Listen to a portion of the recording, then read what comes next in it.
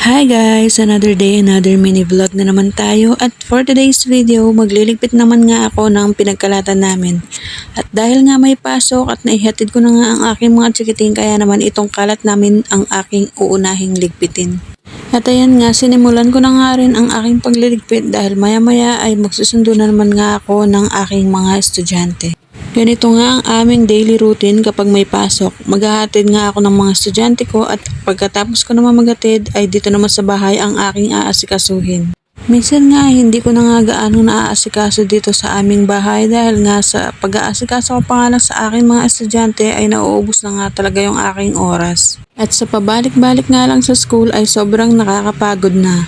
Dahil hindi nga parehas ang schedule ng aking mga estudyante. Sa umaga nga lang sila nagkakasabay dahil parehas silang 7:30 ang pasok. Sa paglabas nga nila, doon nga kami nahihirapan dahil si Bunso ay 10:30 nga ang kanyang labas at si Kuya naman ay 11:30 at babalik nga siya ng 1 PM hanggang 2 PM. Kaya nga madalas ay hindi na nga ako nakakapag-asikaso sa aming bahay dahil nga sa sobrang pagod na rin. Lalo na't may kalayuan nga itong aming bahay sa school ng aking mga estudyante. Kaya minsan nga ay 2:30 na nga kami nakakauwi ng bahay. At pagkatapos, pagdating naman ng alas 4 ay si Mr. naman nga yung aking aasikasuhin dahil siya naman ang papasok sa kanyang trabaho. Kaya madalas talaga ay wala na nga akong oras sa paglilinis dito sa aming bahay. Nakakapagligpit naman nga ako ng kahit papano pero hindi nga ako nakakapag-general cleaning ng madalas. Pero minsan nga pag inatake ako ng kasipagan, ayan, kahit gabi na nga ay naglilinis pa rin ako. Dahil minsan talaga hindi ko nga matiis lalo na kapag sobrang kalat na nga at sobrang gulo na nitong aming bahay.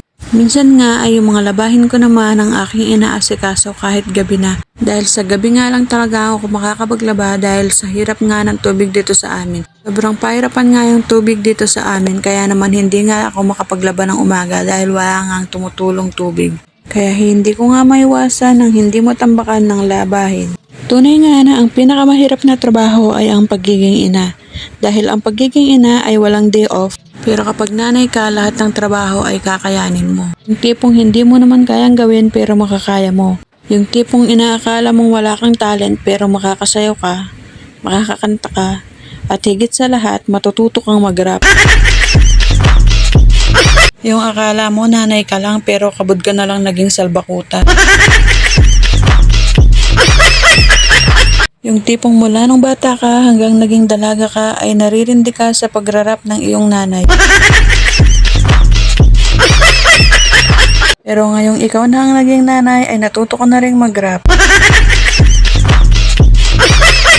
Ikaw ba naman ang may pasaway na anak at mister?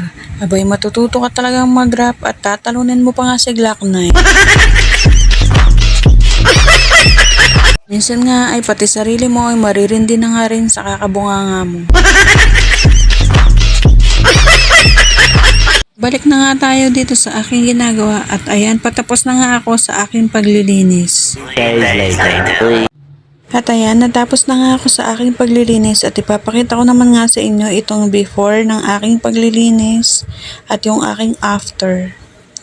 O diba, tulog pa nga si Mr. pero linis pa rin ako ng linis. O siya, yan na nga lang muna for today's video. Salamat sa panonood. Bye guys!